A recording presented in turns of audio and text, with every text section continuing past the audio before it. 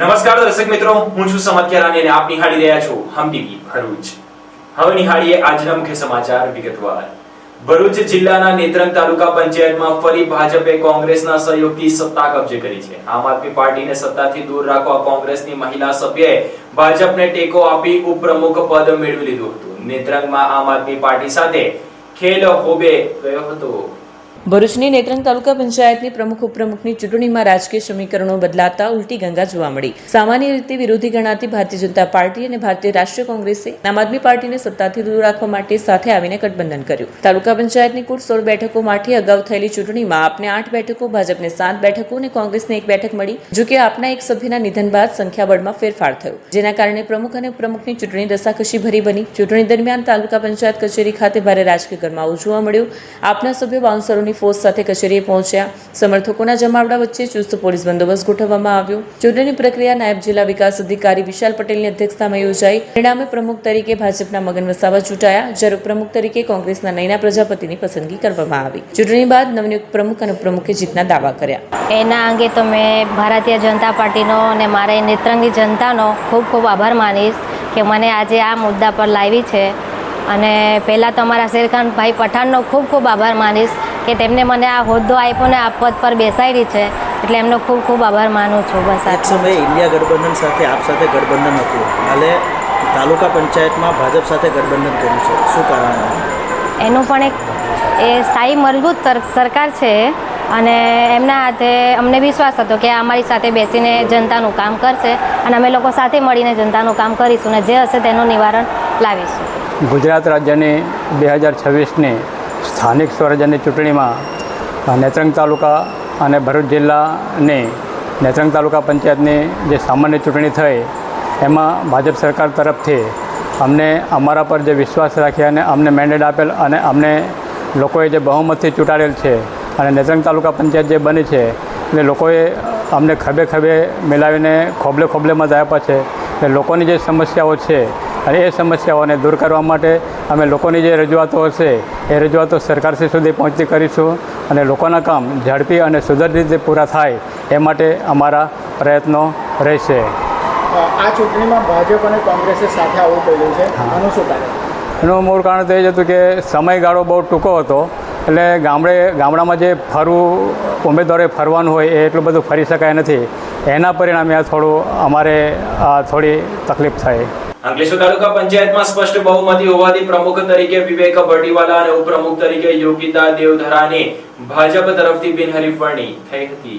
અંકલેશ્વર તાલુકા પંચાયતની પ્રથમ સામાન્ય સભા આજે પ્રાંત અધિકારીની અધ્યક્ષતા હેઠળ યોજાઈ। બેઠક દરમિયાન પ્રમુખ અને ઉપપ્રમુખની વરણી પ્રક્રિયા હાથ ધરાઈ। ભારતીય જનતા પાર્ટી દ્વારા અગાઉ જાહેર કરાયેલ મેન્ડેટ અનુસાર પ્રમુખ પદ માટે વિવેક ભરડીવાલા, ઉપપ્રમુખ પદ માટે યોગિતા દેવધરાના નામ રજૂ કરાયા હતા। અમે પક્ષે કોઈ ઉમેદવારી નોંધાઈ ન હોવાથી બંને હોદ્દેદારો બિનહરીફ રહ્યા। ઉપરાંત તાલુકા પંચાયતના કારોબારી અધ્યક્ષ તરીકે કિરીટ માસ્ટર, દંડક તરીકે સેજલસિંહ વાસિયાના નામની વરણી કરાઈ। વરણી જાહેર થતા ભાજપના કાર્યકરોમાં આનંદનો માહોલ છવાયો। નવનિયુક્ત પ્રમુખ અને ઉપપ્રમુખનું સ્વાગત કરવામાં આવ્યું, શુભેચ્છાઓ પાઠવવામાં આવી। તાલુકા પંચાયતની નવી ટીમ જાહેર થતા જિલ્લા રાજકારણમાં પણ ચહેલ પહેલ જોવા મળી। આજરોજ તારીખ 25 મે 2026ના રોજ અંકલેશ્વર તાલુકા પ્રમુખના નવા પ્રમુખ તરીકે વિવેક ભરડીવાલા તથા ઉપપ્રમુખ તરીકે યોગિતાબેન દેવધરાની નિમણૂક કરવામાં આવે છે। Thank you. દેશભરમાં ચોથી વખત પેટ્રોલ ડીઝલના ભાવમાં વધારાને લઈને તેની અસર હવે જોવા મળી રહી છે। ભરૂચ, અંકલેશ્વર સહિત જિલ્લાના ઉદ્યોગોમાં હવે ટ્રાન્સપોર્ટ કંપનીએ 10% ભાવ વધારો માંગ્યો છે। અંકલેશ્વર સહિતના ઔદ્યોગિક વિસ્તારોમાં પેટ્રોલ અને ડીઝલના વધતા ભાવોની સીધી અસર ઉદ્યોગો પર જોવા મળી રહી છે। ઉદ્યોગકારોના જણાવ્યા મુજબ રો મટીરીયલ ફેક્ટરી સુધી પહોંચાડવા તેમજ તૈયાર માલ અને શહેરો અને રાજ્યોમાં મોકલવાનો ખર્ચ સતત વધી રહ્યો છે। વધતા ઈંધણ ખર્ચને ધ્યાનમાં રાખી ટ્રાન્સપોર્ટ કંપનીઓએ ઉદ્યોગો પર ટ્રાન્સપોર્ટેશન ચાર્જમાં આશરે 10% જેટલો વધારો માંગ્યો છે। ટ્રાન્સપોર્ટરોનું કહેવું છે કે ડીઝલના વધતા ભાવ વચ્ચે હાલના દરે વ્યવસાય ચલાવવો મુશ્કેલ બન્યો છે। બીજી તરફ ઉદ્યોગોને વીજ કંપની દ્વારા સપ્તાહમાં 1 દિવસ અપાતા પાવર કટના કારણે ઉત્પાદન પ્રક્રિયા ચાલુ રાખવા જનરેટરનો સહારો લેવો પડી રહ્યો છે। ઉદ્યોગકારોનું માનવું છે કે જો ઈંધણના ભાવમાં નિયંત્રણ નહીં આવે તો ઉત્પાદન ખર્ચમાં વધારો કરવો ફરજિયાત બનશે, જેના કારણે બજારમાં વિવિધ ઉત્પાદનોના ભાવ પણ વધી શકે છે। ઉદ્યોગ જગતે સરકાર સમક્ષ ઈંધણના ભાવ સ્થિર રાખવા તેમજ ઔદ્યોગિક વિસ્તારોમાં ડીઝલની પૂરતી ઉપલબ્ધતા સુનિશ્ચિત કરવાની માંગ ઉઠાવી છે। ઈરાન, ઇરાક, ઇઝરાયલ વચ્ચેનું યુદ્ધની પરિસ્થિતિ છે, તેમાં ક્રૂડના ભાવ સતત પ્લસ માઇનસ થયા રહ્યા છે। છેલ્લા 10 દિવસમાં ડીઝલ અને પેટ્રોલના ભાવમાં અંદાજિત 9 થી 10% ભાવ વધારો આવેલ છે. ગઈકાલે બી અંદાજિત 2.5 થી 3 રૂપિયાનો વધારો આવેલ છે, જેથી ટ્રાન્સપોર્ટ જગતમાં ટ્રાન્સપોર્ટેશનના ભાવ વધશે એટલે રો મટીરિયલનું જે ઇનપુટ અને આઉટપુટ ઇન્ડસ્ટ્રીઝમાં થતું હશે એમાં ટ્રાન્સપોર્ટેશન કોસ્ટ વધશે, ભાવમાં વધારો આવશે. સાથે સાથે ઇન્ડસ્ટ્રીઝમાં દર અઠવાડિયામાં એક વખત વીકલી ઓફ હોય છે, ત્યારે ઇન્ડસ્ટ્રીઝ સતત પ્રક્રિયાના એ કન્ટિન્યુઅસ પ્રોસેસમાં ડીઝલનો ઉપયોગ કરતી હોય છે, જનરેટરથી પ્લાન્ટ ચલાવતા હોય છે, તેથી પ્રોડક્શન કોસ્ટ બી વધશે. અને જો હાલની પરિસ્થિતિ આવી રહીને સતત ક્રૂડમાં અને પેટ્રોલ ડીઝલના ભાવ વધતા રહેશે તો ઉદ્યોગ જગતમાં કોસ્ટિંગને હિસાબે માર્કેટમાં ટકવું મુશ્કેલ પડશે. અત્યારે જે ઈરાન અમેરિકા ઇઝરાયલના યુદ્ધના કારણે ક્રૂડના કારણે જે રો મટીરિયલ નથી મળતા, ટ્રાન્સપોર્ટેશનમાં પણ હમણાં ડીઝલ પેટ્રોલના પ્રોબ્લેમો આવ્યા છે વ્હીકલ માટે, અને સમયસર નથી મળતું, ભાવ પણ વધઘટ થશે. એટલે એની અસર આ ભાવનો વધારો લેવામાં ઇન્ડસ્ટ્રીઝને સામે એક્સપોર્ટ બંધ છે. જરૂરિયાત વર્લ્ડ લેવલની ક્રૂડના ઉપર જ આખી ઇકોનોમી ટકેલી છે, એટલે વપરાશ પણ ઘટશે, સામે ભાવ વધારો, એટલે અત્યારે અનશન ભાવ રહેશે વધઘટ ગમે. એટલે ઇન્ડસ્ટ્રી ઉપર આની માઠી અસર આવશે, રોજગારી પણ ઘટશે, રેવન્યુ પણ સરકારની ઘટશે. એટલે જલ્દી આ યુદ્ધ પૂરું થાય અને આ જે ભાવ વધઘટ થાય છે એ સ્ટેબલ થાય, એ ઇન્ડસ્ટ્રીઝ અને પબ્લિકના હિતમાં છે. રાજ્યભરમાં ફાસ્ટ ફૂડના આઉટલેટ ખોલવાના બહાને 26 લાખ કરતા વધુની છેતરપિંડી મામલે પોલીસે દંપતી સામે ફરિયાદ નોંધીને મહિલા સહિત એક વ્યક્તિની ધરપકડ કરી હોવાનું પોલીસે જણાવ્યું હતું. ભરૂચના ભારતીનગર વિસ્તારમાં રહેતા સૌરભ શેરે અને તેની પત્ની વૈભવી શેરે દેશભરમાં 60 જેટલા ફૂડ સ્નેક્સ આઉટલેટ શરૂ કરવાની યોજના બનાવી રોકાણકારો પાસેથી લાખો રૂપિયાનું રોકાણ મેળવ્યું હતું, પરંતુ વાસ્તવમાં માત્ર 18 જેટલા આઉટલેટ શરૂ કરવામાં આવ્યા, જ્યારે બાકીના આઉટલેટ્સ અંગે ખોટા વાયદા અને બહાના આપી રોકાણકારોને લાંબા સમય સુધી ગેરમાર્ગે દોરવામાં આવ્યા હતા. આ સમગ્ર કૌભાંડનો ભોગ માત્ર મોટા રોકાણકારો જ નહીં પરંતુ સામાન્ય વર્ગના લોકો પણ બન્યા. સુરત, વડોદરા સહિતના શહેરોમાં આલુ ટિક્કી, પીઝા અને ફાસ્ટફૂડ સામગ્રી તૈયાર કરતી 40 થી વધુ મહિલાઓ તથા 50 થી વધુ કર્મચારીઓ છેલ્લા 3 મહિનાથી પગાર વિના કામ કરતા રહ્યા હોવાનું સામે આવ્યું છે. ફરિયાદના આધારે ભરૂચ એ ડિવિઝન પોલીસે ગુનો નોંધી વધુ તપાસ હાથ ધરી. પોલીસે મહિલા આરોપી વૈભવી શેર અને અનેક વ્યક્તિની અટકાયત કરી લીધી છે, જ્યારે મુખ્ય આરોપી સૌરભ શેરે સહિતના અન્ય સંડોવાયેલા લોકોની શોધખોળ શરૂ કરાઈ છે. ભરૂચ શહેર એ ડિવિઝન પોલીસ સ્ટેશન ખાતે એક છેતરપિંડીનો ગુનો દાખલ કરવામાં આવેલો છે. એમાં આરોપીઓ છે સૌરભ કુમાર હેમંતરાવ શેરે, એની પત્ની વૈભવીબેન સૌરભ કુમાર શેરે અને આ સૌરભનો એક કઝિન છે જયમીનભાઈ ડાંગરે. આ ત્રણેય આરોપીઓના વિરુદ્ધમાં એક છેતરપિંડીનો ફરિયાદ દાખલ કરવામાં આવેલી છે. એમાં આ જે ત્રણેય આરોપીઓ છે એ એવી એક જાહેરાત કરતા કે પોતાની પાસે એક કંપની છે સ્પાઇસ પિયર્સની, અને એ કંપનીના નામ હેઠળ એક ક્રાફ્ટ કુલચાની એક ફ્રેન્ચાઇઝી આપવા માગે છે જુદા જુદા વિસ્તારમાં. તો જે કોઈએ ફ્રેન્ચાઇઝી જોઈતી હોય તો એમનો સંપર્ક કરવો. આ રીતની જાહેરાતના આધારે કેટલાક અરજદારો દ્વારા આ ત્રણેય જણાનો સંપર્ક કરવામાં આવેલો. એ પૈકી આ ફરિયાદી છે આશીષભાઈ નેલ્સન કુમાર ક્રિશ્ચન, એમણે પણ આ ક્રાફ્ટ કુલચાની ફ્રેન્ચાઇઝી લેવા માટે આ ત્રણેય જણાનો સંપર્ક કરતા એમની ફ્રેન્ચાઇઝી લેવા માટે ડિપોઝિટ પેટે તમારે પૈસા જમા કરાવવા પડશે એમ કરીને ટુકડે એમની પાસેથી 26 લાખ રૂપિયા જેટલી માતબર રકમ જમા કરાવડાવેલી. ત્યારબાદ એમને કોઈ ફ્રેન્ચાઇઝી પણ નહીં આપેલી અને કોઈ એમને રકમ પણ પરત નહીં કરેલી. આ રીતે આ ફરિયાદી આશીષભાઈનું આ ત્રણેય જણાએ ચીટિંગ કરી દેતા એ ડિવિઝન પોલીસ સ્ટેશન ખાતે આ ત્રણેય આરોપીઓના વિરુદ્ધમાં ચીટિંગનો ગુનો દાખલ કરવામાં આવેલો છે. એ પૈકી 3 પૈકી આ વૈભવી શેરે અને જયમીન ડાંગરેની એ ડિવિઝન પોલીસ સ્ટેશન ખાતે ધરપકડ કરવામાં આવેલી છે. એમના રિમાન્ડ મેળવીને આ દિશામાં આગળની તપાસ કાર્યવાહી હાથ ધરવામાં આવેલી છે. આ ઉપરાંત આ ત્રણેય આરોપીઓના વિરુદ્ધમાં 2 દિવસ અગાઉ એક હાર્દિક રોહિત નામના ફરિયાદીએ પણ ફરિયાદ આપેલી છે, અને આ જ રીતે હાર્દિક રોહિત નામના ઈસમ પાસે પણ આ ત્રણેય જણાએ 8,51,000 રૂપિયા જેટલી છેતરપિંડી કરેલી હતી. તો આ સિવાય પણ બીજા ઘણા લોકો સાથે છેતરપિંડી કરી હોઈ શકે છે. તો એ દિશામાં પણ પોલીસ આગળની તપાસ કરી રહી છે. ભરૂચ શહેરમાં ડીવાયએસપીની અધ્યક્ષતામાં બકરી ઈદના પર્વને લઈને શાંતિ સમિતિની બેઠક યોજાઈ હતી.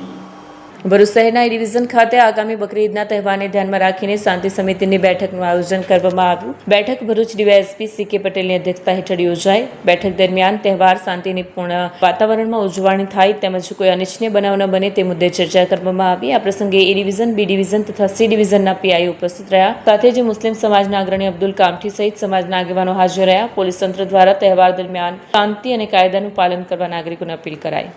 ભરૂચ નગરપાલિકાએ ભર ઉનાળે પાણી કાપ મુકતા અને બીજી તરફ કસક ગરનાળામાં ફાયર વિભાગે ગરનાળાની દિવાલોને ધોવાના મામલે કોંગ્રેસના નગરસેવકોએ રજૂઆત કરી શહેરીજનોને સમયસર પાણી મળે તે માટે રજૂઆત કરી હતી. ભરૂચ નગરપાલિકા દ્વારા તાજેતરમાં શહેરભરમાં પાણી કાપ અમલમાં મૂકવામાં આવ્યો છે. ત્યારે ગતરોજ રાત્રિના સમયે ફાયર વિભાગ દ્વારા શહેરના કસક ગરનાળાને પાણીથી ધોવાનો વિડીયો સોશિયલ મીડિયામાં વાયરલ થતા ચર્ચાનો વિષય બન્યો. પાણીની અછત વચ્ચે સફાઈ માટે પાણીનો ઉપયોગ કરતા કોંગ્રેસ દ્વારા પ્રશ્નો ઉઠાવવામાં આવ્યા. આ મામલે કોંગ્રેસના ચૂંટાયેલા સભ્ય તથા પૂર્વ વિપક્ષના નેતા શમસાદ અલી સૈયદ દ્વારા પાલિકા પ્રમુખને રજૂઆત કરવામાં આવી. તેમણે જણાવ્યું કે એક તરફ શહેરની જનતા પાણીના કાપથી પરેશાન છે અને જરૂરી પાણી માટે હાલાકી ભોગવી રહી છે. બીજી તરફ ફાયર ટેન્ડર મારફતે ગરનાળાની સફાઈ માટે પાણીનો ઉપયોગ કરવામાં આવી રહ્યો તે યોગ્ય નથી. આ રજૂઆતના જવાબમાં પાલિકા પ્રમુખ દેવેન્દ્ર વસાવાએ જણાવ્યું કે ટૂંક સમયમાં ભરૂચ ખાતે રાજ્યપાલની પધરામણી થવાની હોવાથી શહેરમાં સફાઈ અભિયાન હાથ ધરાયું છે. તેમણે સ્પષ્ટતા કરી કે ફાયર ટેન્ડરો દ્વારા પીવાનું પાણી નહીં પરંતુ સુએજ ટ્રીટમેન્ટ પ્લાન્ટમાંથી લાવવામાં આવેલા ટ્રીટેડ પાણીનો ઉપયોગ થઈ રહ્યો છે. કોઈ પણ પૂરતું આયોજન કર્યા વિના ભરૂચ નગરપાલિકા દ્વારા 23 તારીખે જાહેરાત કરવામાં આવી હતી કે આવતીકાલથી નહેર નિગમની જે કામગીરી છે એટલે ભરૂચ શહેરને એક જ ટાઈમ પાણી આપીશું. એટલે આ તકલકી નિર્ણય ભરૂચ નગરપાલિકા આજે પ્રજાનું કોઈ પણ જાતનો આજે ઉનાળો છે, આટલો ગરમી છે, આકરી ગરમી ચાલી રહી છે, સામે તહેવાર છે, પણ કશું પણ વિચાર્યા વગર આવો નિર્ણય લે છે એનો અમે સખત શબ્દોમાં વિરોધ કરીએ છીએ. 23 તારીખે પણ અમે તાત્કાલિક આ સાંભળતા જ અમે ચીફ ઓફિસર અને પ્રમુખને ટેલિફોનિક વાત કરી, લેટર પણ વોટ્સઅપ કરીને જાણ કરેલી હતી કે આ નિર્ણય પાછો લેવામાં આવે, કેમ કે ઈદનો તહેવાર છે. તહેવારના સમયે લોકોને પાણીની જરૂરિયાત વધુ હોય છે એટલે આ નિર્ણય પાછો લઈને તમે ઈદ પછી જે કામગીરી કરવાની એ કરો. પરંતુ એમણે એમના નિર્ણયને આગળ ધપાવીને જે પાણી કાપ કરવાનો હતો એ કાપ કરીને લોકોને એક ટાઈમ પાણી પહોંચાડવાનું શરૂ કરેલું છે, પરંતુ એક ટાઈમ પણ લોકોને પાણી પહોંચતું નથી. માત્ર 20-25 મિનિટ જ પાણી પહોંચે છે. અમુકના ત્યાં તો પ્રેશરથી પાણી મળતું નથી, કોઈકના ત્યાં પાણી નથી પહોંચતું. આવા ઘણા બધા છેલ્લા 2 દિવસમાં જ આ પ્રશ્ન કહી શકાય કે ઊભો થયો છે. આજે ભરૂચ શહેર સંગઠન અને નગરપાલિકાના સભ્યો દ્વારા ચીફ ઓફિસર ન હતા એટલે પ્રમુખશ્રીને રજૂઆત કરેલી છે અને રજૂઆતમાં કહેવામાં આવેલું છે કે તાત્કાલિક આ નિર્ણયને પાછો ખેંચીને ઈદના સમય દરમિયાન 2 ટાઈમ પાણી આપવામાં આવે. અને એમણે અમને બાંયધરી આપેલી છે કે આ માટેની મિટિંગ કરીને અમે તાત્કાલિક નિર્ણય લઈશું. અને ખાસ એક વાતના ઉપર આપણે ફોકસ કરવું જરૂરી છે કે લોકોને જ્યારે પાણી બચાવવા માટેની આ લોકો ડંફાસો મારે છે કે લોકોને કહે છે કે પાણી બચાવો, પાણી રીતે યોગ્ય ઉપયોગ કરજો, પરંતુ નગરપાલિકા દ્વારા તમે જોયું હશે કે ગઈકાલે રાત્રે જ કસક ગરનાળા અંદર એની સફાઈ કામગીરી કરવા માટે પાણીના ટેન્કરથી આખું ગરનાળું ધોવામાં આવેલું છે. એટલે એની શું જરૂર હતી? હમણાં પાણી જ્યારે આપણી પાસે કટોકટી છે, પાણી નથી, ત્યારે આ કામગીરી કરવાની શા માટે જરૂર પડી? માતાજીયા તળાવની યોજના જે પાણી માટે બનાવવામાં આવેલી હતી કે માતાજીયા તળાવના અંદર પાણી સંગ્રહ કરીને શહેરના 90 દિવસ સુધી, જ્યારે ગરમીનો સમય હશે ત્યારે 90 દિવસ સુધી શહેરના લોકોને પાણી પહોંચાડીશું એ આયોજન કરવામાં આવ્યું હતું. પરંતુ માતાજીયા તળાવની યોજના પણ આજે એટલી બધી જોઈ શકાય કે બંને ટાઈમ પાણી આપવા માટે કાર્યરત નથી, ત્યાં પણ એટલું સ્ટોરેજ પાણી નથી.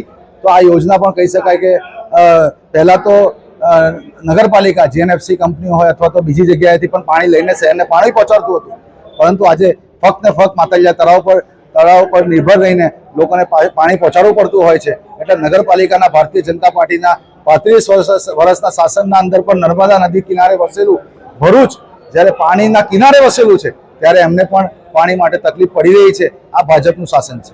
ફાયર ફાઇટર વિભાગ દ્વારા જે સુએજ એસટીપી જે પ્લાન્ટ છે એમાંથી ટ્રીટેડ પાણી, એ પાણીનો ગરનાળાના સ્વચ્છતાના માધ્યમ માટે એ પાણી યુઝ કરવામાં આવ્યું છે. અને જે પીવાલાયક પાણી છે એનો બગાડ ના થાય એની અમે સંપૂર્ણ તકેદારી વ્યવસ્થા અને તંત્રએ રાખી છે. અને નગરપાલિકા દ્વારા પીવાની પાણીની મુશ્કેલી ના પડે એ માટે પણ આયોજન અમે કરતા રહીશું. સીઓ સાહેબ અને અમારા વહીવટી તંત્ર વોટર વર્ક્સના ડિપાર્ટમેન્ટ સાથે અમે ચર્ચા કરી અને પબ્લિકને મુશ્કેલીનો સામનો ના કરવો પડે એની અમે તકેદારી રાખીશું અને આપ સૌએ સહકાર આપવા વિનંતી. એટલું જ કરી અને મારી વાતને ટૂંકાવું છું. ગરનાળાને અમે ધોવાનું શું કારણ છે, હમણાં કેમ ધોવું પડ્યું? સ્વચ્છતાના એક પ્રયત્ન થાય અને જે પણ કચરો છે, બિનજરૂરી કચરો છે એ સાફ થઈ જાય. અને આપના માધ્યમથી જણાવવા માંગુ છું કે આપના ગવર્નર સાહેબ અહીંની મુલાકાત લેવાના છે, તો આપણા ભરૂચને સુંદર અને સ્વચ્છ દિશા એક મળી રહે એ હેતુથી અમે આ ટ્રીટેડ પાણીનો ઉપયોગ કર્યો છે. ભરૂચ તાલુકા પંચાયતના પ્રમુખ તરીકે હેમાંશીબેન પટેલ અને ઉપપ્રમુખ પદે લક્ષ્મીબેન ટંડેલ વિજેતા જાહેર થયા હતા. ભરૂચ જિલ્લામાં તાલુકા પંચાયતોની પ્રમુખ ઉપપ્રમુખની ચૂંટણીને લઈને રાજકીય માહોલ વચ્ચે આજે ભરૂચ તાલુકા પંચાયતમાં ચૂંટણી અધિકારી મનીષા માનાણીની ઉપસ્થિતિમાં ચૂંટણી યોજાઈ. તાલુકા પંચાયત પ્રમુખ પદ માટે ભાજપ તરફથી ઉમેદવારી નોંધાવનાર અમલેશ્વર બેઠક પરથી વિજેતા થયેલા હિમાંશી ગૌરાંગ પટેલ વિજેતા જાહેર થયા. ઉપપ્રમુખ પદ માટે બાળપુટ બેઠક પરથી લક્ષ્મીબેન કાલિદાસ ટંડેલ ઉપપ્રમુખ તરીકે વિજેતા થયા. ચૂંટણી પ્રક્રિયા દરમિયાન ભાજપના આગેવાનો અને કાર્યકરોમાં ઉત્સાહ છવાયો. વિજેતા ઉમેદવારોને શુભેચ્છાઓ પાઠવવામાં આવી. આ ઉપરાંત તાલુકા પંચાયત કારોબારી ચેરમેન તરીકે માર્મિક ગૌતમ પટેલ, પક્ષના નેતા તરીકે રાકેશ સરવણ ગોહિલ તેમજ દંડક તરીકે વિરેન્દ્રસિંહ મહેન્દ્રસિંહ રાજના નામ પણ નક્કી કરવામાં આવ્યા. ભાજપે તાલુકા પંચાયતમાં પ્રમુખ અને ઉપપ્રમુખ બંને પદો પર જીત મેળવી સંગઠનની મજબૂત સ્થિતિ વધુ એકવાર સાબિત કરી છે.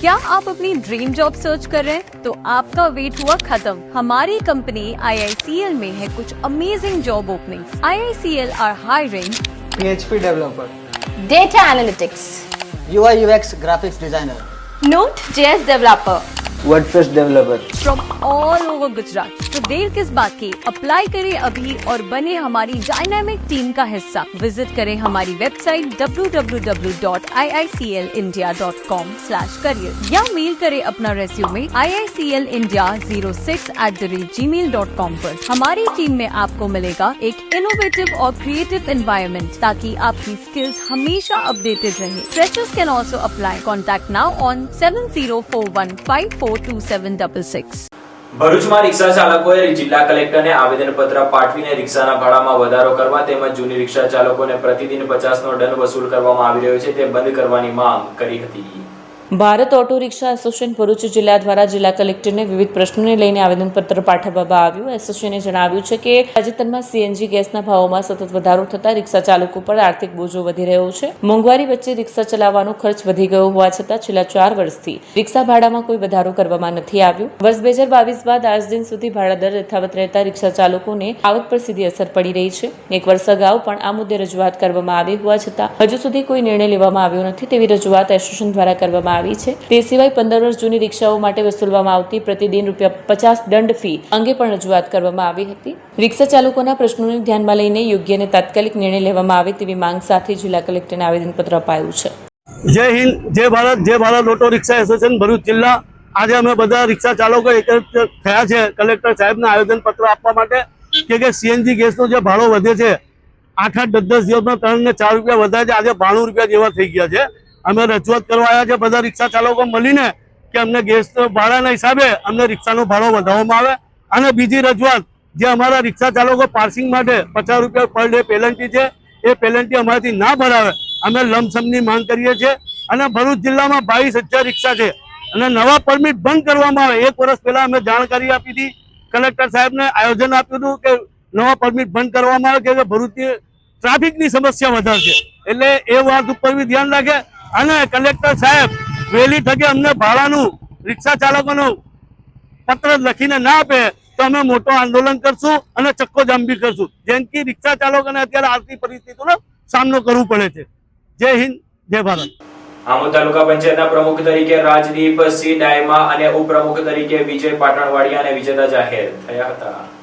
આમોદ તાલુકા પંચાયતના પ્રમુખ અને ઉપપ્રમુખની ચૂંટણી અધિકારી ચૂંટણી સચિન શાહની અધ્યક્ષતામાં યોજાઈ. ચૂંટણી પ્રક્રિયામાં ભાજપના 12 સભ્યો હાજર રહ્યા, જેમાં આમોદ તાલુકા પંચાયતના પ્રમુખ તરીકે ભાજપના ઉમેદવાર રાજદીપસિંહ સુરેન્દ્રસિંહ ડાયમાની વરણી કરાઈ. ઉપપ્રમુખ તરીકે વિજયભાઈ પાટણવાડિયાની વરણી થઈ. ઉપરાંત કારોબારી સમિતિમાં કાજલબેન પટેલની પસંદગી થઈ. ચૂંટણી દરમિયાન કોંગ્રેસના 3 સભ્યો પણ હાજર રહ્યા. કોંગ્રેસ તરફથી પ્રમુખ પદ માટે ઉમેદવારી નોંધાવવામાં આવી. કોંગ્રેસના 3 સભ્યોએ પોતાના ઉમેદવારોના સમર્થનમાં મતદાન કર્યું. દરેક અપક્ષ સભ્યોએ કોઈપણ પક્ષના ઉમેદવારને મત નહોતો આપ્યો. પ્રમુખ અને ઉપપ્રમુખની વરણી બાદ ભાજપના કાર્યક્રમમાં આનંદ જોવા મળ્યો. ફટાકડા ફોડી ડીજેના તાલે નૃત્ય કરી ઉજવણી કરાઈ હતી. આ પ્રસંગે સમગ્ર કાર્યક્રમ દરમિયાન આમોદ જંબુસરના ધારાસભ્ય ડીકે સ્વામી પણ ઉપસ્થિત રહ્યા. ભાજપના આમોદ તાલુકાના પ્રમુખ દીપકભાઈ ચૌહાણ, ઇખર જિલ્લા પંચાયત સભ્ય વિમલ પટેલ, તાલુકા પંચાયત સભ્યો તેમજ મોટી સંખ્યામાં ભાજપના કાર્યકરો ઉપસ્થિત રહ્યા. જંબુસર તાલુકા પંચાયતના પ્રમુખ તરીકે કિરણબયા યાદવ અને ઉપપ્રમુખ પદે પ્રકાશ પટિયાર વિજેતા જાહેર થયા હતા. જંબુસર તાલુકા પંચાયત સભાખંડમાં ખાતે પ્રમુખ તથા પ્રમુખ પદ માટે મતદાન પ્રક્રિયા નાયબ કલેક્ટર ચૂંટણી અધિકારી ડોક્ટર સુપ્રિયા ગાંગુલીની અધ્યક્ષસ્થાને શાંતિપૂર્ણ માહોલમાં સંપન્ન થઈ. નિયમ મુજબ મતદાન યોજાયું. તાલુકા પંચાયત પ્રમુખ અને પ્રમુખ પદની ચૂંટણીને લઈને ભારે ઉત્સુકતા જોવા મળી. ભારતીય જનતા પાર્ટીની સ્પષ્ટ બહુમતી વચ્ચે જંબુસર તાલુકા પંચાયત પ્રમુખ પદ માટે ભારતીય જનતા પાર્ટી તરફથી ચૂંટાયેલા કિરણબા સંજીસિંહ યાદવને 15 મત, ઉપપ્રમુખ પદના પ્રકાશભાઈ પઢિયારને પણ ભારતીય જનતા પાર્ટી ચૂંટાયેલી ઉમેદવારી તરફથી 15 મત મળ્યા. જંબુસર તાલુકા પંચાયતનું કારોબારી અધ્યક્ષ પદ વાવલી ગામના ઉબેર બેઠક પર ચૂંટાયેલ એચ.કે. પટેલના ફાળે ગયું છે. કાબા બેઠકના કલ્પેશભાઈ ગોહિલ પક્ષના નેતા તરીકેની જવાબદારી છે. દંડક તરીકે મગનાથ બેઠકના ઉમેદવાર પ્રદીપસિંહ લક્ષ્મણજી છે. વિરોધ પક્ષ કોંગ્રેસ પાર્ટીમાંથી તાલુકા પંચાયત પ્રમુખ ફઝીલા બાનુ, ઉપપ્રમુખમાંથી મુમતાઝ યુસુફને 6 મત મળતા પ્રમુખ અને ઉપપ્રમુખ તરીકે વિજેતા થયા. પ્રમુખ ઉપપ્રમુખ પદ ચૂંટણીમાં ખાસ ઉલ્લેખનીય બાબત છે કે આમ આદમી પાર્ટીના કાવ્ય 2 બેઠક પર વિજેતા થયેલું ઉમેદવાર સોહિલભાઈ મલેકે એક પણ પાર્ટીને હાથ ઊંચો કરી મત નથી આપ્યો. ઝઘડા તાલુકા પંચાયત ખાતે આજે યોજાયેલા પ્રમુખ તરીકેની ચૂંટણીમાં સરસ્વતીબેન વસાવા અને ઉપપ્રમુખ પદે નરેન્દ્ર પટેલ વિજેતા જાહેર થયા હતા. ઝઘડા તાલુકા પંચાયતની સ્થાનિક સ્વરાજની ચૂંટણીમાં 22 બેઠકમાંથી કુલ 19 સીટ પરથી ભારતીય જનતા પાર્ટીનો વિજય થયો. 3 સીટ આમ આદમી પાર્ટીનો વિજય થયો. આજરોજ ઝઘડા તાલુકા પંચાયતમાં વરણી કરવામાં આવી, જેમાં કુલ 19 સીટ પરથી વિજય થયેલા ભારતીય જનતા પાર્ટીના ઉમેદવારો દ્વારા પ્રમુખ પદે સરસ્વતીબેન સંદીપભાઈ વસાવાની પ્રમુખ પદે નિમણૂક કરવામાં આવી અને પ્રમુખ પદે નરેન્દ્રભાઈ મગનભાઈ પટેલની નિમણૂક કરવામાં આવી. આ ઝઘડા તાલુકા પંચાયત બેઠક પરની પ્રમુખ તરીકે વરણી કરવામાં આવી, જેમાં મોટી સંખ્યામાં ભારતીય જનતા પાર્ટીના ઉમેદવારો, કાર્યકરો અને આગેવાનો ઉપસ્થિત રહ્યા હતા.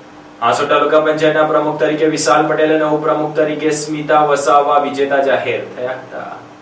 સુરતની ચૂંટણીમાં સ્પષ્ટ બહુમતીથી ભાજપે જીત મેળવી ભગવો લહેરાવ્યો. તાલુકા પંચાયતની 16 બેઠકોમાંથી 13 બેઠકો પર ભાજપે જીત મેળવી, જ્યારે 3 બેઠક ભાજપના ફાળે ગઈ હતી. આજરોજ આસોડ તાલુકા પંચાયત કચેરી ખાતે ભાજપના તાલુકા પંચાયત પ્રમુખ તરીકે વિશાલ મનહર પટેલ, ઉપપ્રમુખ તરીકે સ્મિતા સંજય વસાવા, કારોબારી ચેરમેન તરીકે જતીન મોહન પટેલની વરણી કરવામાં આવી છે. આ પ્રસંગે એકબીજાને મીઠાઈ ખવડાવી ફુલહાર કરી ખુશીના માહોલમાં અભિનંદન પાઠવવામાં આવ્યા.